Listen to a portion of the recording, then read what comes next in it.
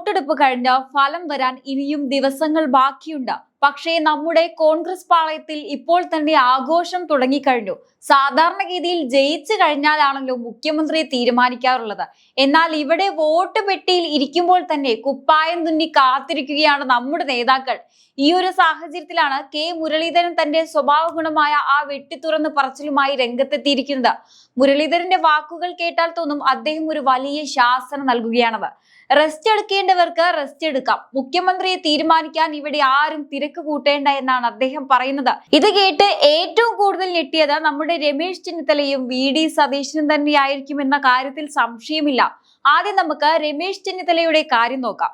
പാവം, കഴിഞ്ഞ 5 വർഷം പ്രതിപക്ഷ നേതാവായി ഇരുന്ന് പിണറായി സർക്കാരിനെതിരെ ഇത്രയും ആരോപണങ്ങളൊക്കെ കൊണ്ടുവന്നത് തനിക്ക് മുഖ്യമന്ത്രിയാകാൻ ഒരു അവസരം കിട്ടുമെന്ന് കരുതിയാണ്. പക്ഷേ കഴിഞ്ഞ തവണ സീറ്റ് കിട്ടിയപ്പോൾ ഹൈക്കമാൻഡ് സതീശനെ കൊണ്ടുവന്നു പ്രതിപക്ഷ നേതാവാക്കി. അന്നു മുതൽ ചെന്നിത്തലയുടെ മനസ്സിൽ ഒരേ ഒരു ആഗ്രഹമേ ഉള്ളൂ, ഈ തിരഞ്ഞെടുപ്പ് കഴിഞ്ഞാൽ എങ്ങനെയെങ്കിലും ആ കസേരയിൽ ഒന്നിരിക്കണം. എന്നാൽ മുരളീധരൻ ഇപ്പോൾ പറയുന്നത് എന്താണ്? ടേം വ്യവസ്ഥയൊന്നും ഇല്ല എന്ന്. അതായത് ആദ്യത്തെ 2.5 വർഷം ചെന്നിത്തലയ്ക്കും ബാക്കി 2.5 വർഷം സതീശനും എന്നൊക്കെ ആരെങ്കിലും പ്ലാൻ ചെയ്തിട്ടുണ്ടെങ്കിൽ അത് നടപ്പില്ലെന്ന് ചുരുക്കം.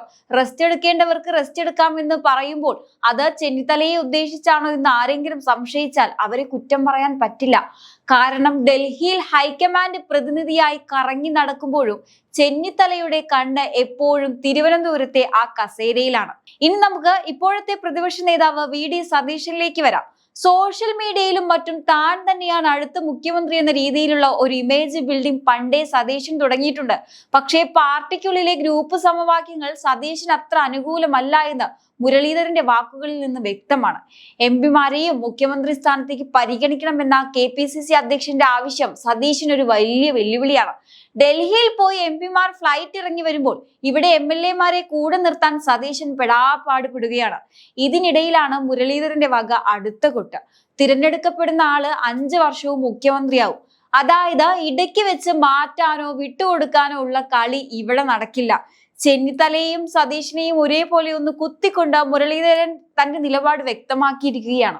സത്യത്തിൽ കോൺഗ്രസിന്റെ ഒരു അവസ്ഥ ആലോചിച്ചു നോക്കൂ. മെയ് 4-ാം തീയതി റിസൾട്ട് വരുമ്പോൾ എത്ര സീറ്റ് കിട്ടുമെന്ന് ആർക്കും അറിയില്ല. ചിലപ്പോൾ ഭരണം കിട്ടിയില്ലെങ്കിലോ? അപ്പോഴും ഇവർ മുഖ്യമന്ത്രി കസേരയ്ക്ക് വേണ്ടി തല്ലുകൂടുമോ എന്നാണ് ജനങ്ങൾ ചോദിക്കുന്നത്. മുരളീധരൻ ചോദിക്കുന്നത് വളരെ പ്രസക്തമായ കാര്യമാണ്. 24 മണിക്കൂർ കൊണ്ട് തീരുമാനിക്കേണ്ട കാര്യമല്ലല്ലോ ഇത്. പിണറായി സർക്കാരിന് മെയ് 28 വരെ കാലാവധിയുണ്ട്. അതുവരെ കാത്തിരിക്കാൻ വയ്യാതെ എന്തിനാണ് ഈ നേതാക്കൾ ഇപ്പോൾ തന്നെ ഗ്രൂപ്പ് മീറ്റിങ്ങുകളും ഡൽഹി യാത്രകളും നടത്തുന്നത്? സുധാകരൻ ഖാർഗെയെ കാണാൻ പോയതുപോലും മുഖ്യമന്ത്രി സ്ഥാനത്തിന് വേണ്ടിയുള്ള കരുനീക്കമാണെന്ന് എല്ലാവർക്കും അറിയാം. പക്ഷേ മുരളീധരൻ അതിനെ വളരെ നിസാരമായിട്ടാണ് കാണുന്നത്. ആർക്കും ആരെയും കാണാം, അതൊക്കെ അവരുടെ സ്വാതന്ത്ര്യം എന്ന് പറയുമ്പോഴും തനിക്ക് പറയാനുള്ളത് മെയ് 4-ന് ശേഷം കൃത്യമായി പറയുമെന്ന് അദ്ദേഹം ഓർമ്മിപ്പിക്കുന്നുണ്ട്. കോൺഗ്രസിൽ ഇപ്പോൾ വലിയൊരു കൊടുങ്കാറ്റ് വീശാൻ തയ്യാറെടുക്കുകയാണ്. ചെന്നിത്തലയ്ക്കും സതീശനും ഇടയിൽ ഒരു മധ്യസ്ഥനായി നിൽക്കാൻ ഹൈക്കമാൻഡിന് പോലും കഴിയില്ലെന്ന് തോന്നുന്നു. മുരളീധരന്റെ ഈ വെടിനിർത്തൽ പ്രഖ്യാപനം എത്ര നാൾ നീണ്ടു നിൽക്കുമെന്ന് കണ്ടു തന്നെ അറിയണം. മുഖ്യമന്ത്രിയാകാൻ കുപ്പായം തുന്നി വെച്ചിരുന്നവർക്ക് മെയ് 4 ഒരു വലിയ പരീക്ഷണമായിരിക്കും. ഫലം വരുമ്പോൾ ഭരണം കിട്ടിയില്ലെങ്കിൽ ഈ തുന്നിയ കുപ്പായമൊക്കെ എന്ത് ചെയ്യുമെന്നൊരു ചോദ്യം കൂടി ബാക്കിയുണ്ട്. എന്തായാലും കേരള രാഷ്ട്രീയം വരും ദിവസങ്ങളിൽ കൂടുതൽ രസകരമായ കാഴ്ചകൾക്ക് സാക്ഷ്യം വഹിക്കുമെന്ന് ഉറപ്പാണ്. വോട്ടെണ്ണാൻ ഇനിയും ദിവസങ്ങളുണ്ട്. പെട്ടി തുറന്നിട്ട് പോലുമില്ല.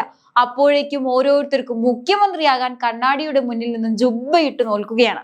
ശരിക്കും പറഞ്ഞാൽ ഈ തമ്മിൽ തല്ല് കോൺഗ്രസിന്റെ ഒരു ടേർഡ് മാർക്കായി മാറിക്കഴിഞ്ഞു. പണ്ട് കരുണാകരനും AK ആന്റണിയും തമ്മിലുണ്ടായിരുന്ന ആ പഴയ A ഗ്രൂപ്പ് I ഗ്രൂപ്പ് കളി നമ്മൾ കണ്ടതാണ്. അന്നത്തെ ആ തല്ലിന്റെ പുതിയ വേർഷനുകളാണ് ഇപ്പോൾ കാണുന്നത്. കരുണാകരന്റെ മകൻ തന്നെയായ മുരളീധരൻ ഇപ്പോൾ റെസ്റ്റ് എടുക്കേണ്ടവർക്ക് റെസ്റ്റ് എടുക്കാമെന്ന് പറയുന്നത് കേൾക്കുമ്പോൾ പഴയ പല കാര്യങ്ങളും ഓർമ്മ വരും. അന്ന് ഗ്രൂപ്പ് മാറിയും മറിഞ്ഞും കളിച്ചവർ ഇന്ന് ഗ്രൂപ്പില്ലാതെ ഗ്രൂപ്പുകാരായി മാറിയിരിക്കുകയാണ്. പാവം ചെന്നിത്തല ഐശ്വര്യ കേരള യാത്രയും നയിച്ച് 5 വർഷം പ്രതിപക്ഷ നേതാവായി കഷ്ടപ്പെട്ടതാണ്. കസേര കിട്ടുമെന്ന് വിചാരിച്ചപ്പോൾ സതീശൻ വന്ന് അത് കൊണ്ടുപോയി. ഇപ്പോൾ അധികാരം കിട്ടുമെന്ന പ്രതീക്ഷ വന്നപ്പോൾ പുള്ളി വിചാരിക്കുന്നുണ്ടാവും എന്റെ ഊഴം വരാറായി എന്ന്. പക്ഷേ മുരളീധരൻ വക ടേം വ്യവസ്ഥയില്ല എന്ന ഡയലോഗ് വന്നതോടെ ചെന്നിത്തലയുടെ മോഹങ്ങൾക്ക് മേൽ വീണ്ടും കരിനിഴൽ വീണിരിക്കുകയാണ്. സതീശനാകട്ടെ ഹൈടെക് ഇമേജ് വെച്ച് ഞാനാണ് അടുത്ത ആളെന്ന ലൈനിലാണ്. പക്ഷെ ഗ്രൂപ്പ് കളിയുടെ ആശാമാരായ പഴയ നേതാക്കൾ സതീഷിനെ അത്ര പെട്ടെന്ന് വാഴിക്കാൻ സമ്മതിക്കില്ലെന്ന് മുരളീധരന്റെ വാക്കുകളിൽ നിന്ന് വ്യക്തമാണ്. സത്യം പറഞ്ഞാൽ ജനങ്ങൾ വോട്ട് ചെയ്യുന്നത് ഇവർക്ക് ഭരിക്കാനാണോ അതോ ഇവർ തമ്മിൽ അടിക്കുന്നത് കാണാനാണോ എന്ന് ചിലപ്പോൾ തോന്നിപ്പോകും. ഐക്യത്തോടെ മുന്നോട്ടെന്ന് പോസ്റ്ററിൽ എഴുതി വെക്കുമെങ്കിലും ഉള്ളിൽ എല്ലാവരും ഒരേ കുഴിയുമായി റെഡിയാണ്. റിസൾട്ട് വരുന്ന മെയ് 4-ാം തീയതി ആകുമ്പോൾ ഈ തമ്മിൽ തല്ല് പുതിയ തലത്തിലെത്തുമെന്ന് ഉറപ്പാണ്. പിമാരെയും കൂടി മുഖ്യമന്ത്രി സ്ഥാനത്തേക്ക് പരിഗണിക്കണമെന്ന ആവശ്യം കൂടി വന്നതോടെ പുകില് പൂർത്തിയായി. ഇതൊക്കെ കാണുമ്പോൾ സാധാരണക്കാരൻ ആലോചിക്കുന്നത് ഒന്നേയുള്ളൂ, ഇവർക്ക് ഭരണം കിട്ടിയാലും ഇല്ലെങ്കിലും ഈ അടിക്ക് ഒരു കുറവും ഉണ്ടാവില്ല. ശരിക്കും പറഞ്ഞാൽ ഒരു മുഖ്യമന്ത്രിയെ തീരുമാനിക്കാൻ ഹൈക്കമാൻഡിന് മാസങ്ങളോളം ആലോചിക്കേണ്ടി വരുന്ന ഏക പാർട്ടി ഇതായിരിക്കും. കേരളത്തിലെ ജനങ്ങൾക്ക് വിനോദത്തിനായി മറ്റു മെഗാ സീരിയലുകളുടെ ആവശ്യമില്ലെന്ന് തെളിയിച്ചു കൊണ്ടിരിക്കുകയാണ് കോൺഗ്രസ് രാഷ്ട്രീയം. വോട്ടെണ്ണാൻ ദിവസങ്ങൾ ബാക്കി നിൽക്കെ ജനവിധി എന്താകുമെന്ന് പോലും ഉറപ്പില്ലാത്ത സാഹചര്യത്തിൽ മുഖ്യമന്ത്രി കസേരയ്ക്കായി നടക്കുന്ന ഈ വടംവലി കാണുമ്പോൾ ആർക്കും ചിരി വരും. ഓരോ ദിവസവും ഓരോ എപ്പിസോഡ് എന്ന നിലയിൽ പുതിയ തർക്കങ്ങളാണ് പുറത്തു വരുന്നത്. ആദ്യം സ്ഥാനാർത്ഥി പട്ടികയിൽ ഇടം പിടിക്കാനുള്ള ഗ്രൂപ്പ് പോരാട്ടമായിരുന്നു. അത് കഴിഞ്ഞ് വോട്ട് ചോദിക്കാൻ ഇറങ്ങിയപ്പോൾ സ്റ്റേജിൽ ആര് മുൻപിൽ നിൽക്കണം, ആരുടെ പടം പോസ്റ്ററിൽ വലുതാകണം എന്നതിനെ ചൊല്ലിയുള്ള തല്ല്. ഇപ്പോൾ ഇതാ വോട്ട് പെട്ടിയിലിരിക്കുമ്പോൾ തന്നെ മുഖ്യമന്ത്രിയാകാൻ ജുബ്ബ തുന്നി കാത്തിരിക്കുന്ന നേതാക്കളുടെ നീണ്ട നിരയാണ് നമ്മൾ കാണുന്നത്. ഈ തമ്മിൽ തല്ല് ഇന്നോ ഇന്നലെയോ തുടങ്ങിയതല്ല, ഇത് കോൺഗ്രസിന്റെ രക്തത്തിൽ അലിഞ്ഞു ചേർന്ന ഒന്നാണ്. തിരഞ്ഞെടുപ്പ് ഫലം വരുന്ന മെയ് 4-ാം തീയതി ആകുമ്പോൾ ഈ മെഹാ സീരിയലിന്റെ ക്ലൈമാക്സ് എപ്പിസോഡ് നമുക്ക് പ്രതീക്ഷിക്കാം.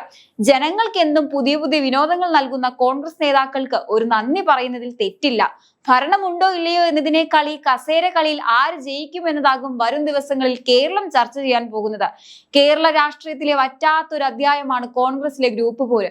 പലപ്പോഴും പാർട്ടിയെ തളർത്തിയിട്ടുണ്ടെങ്കിലും തിരഞ്ഞെടുപ്പ് വിജയത്തിന് തൊട്ടടുത്തെത്തി നിൽക്കുമ്പോൾ പോലും ഈ ഒരു സ്വഭാവത്തിന് മാറ്റമില്ല എന്നത് അത്യന്തം കൗതുകകരമാണ്.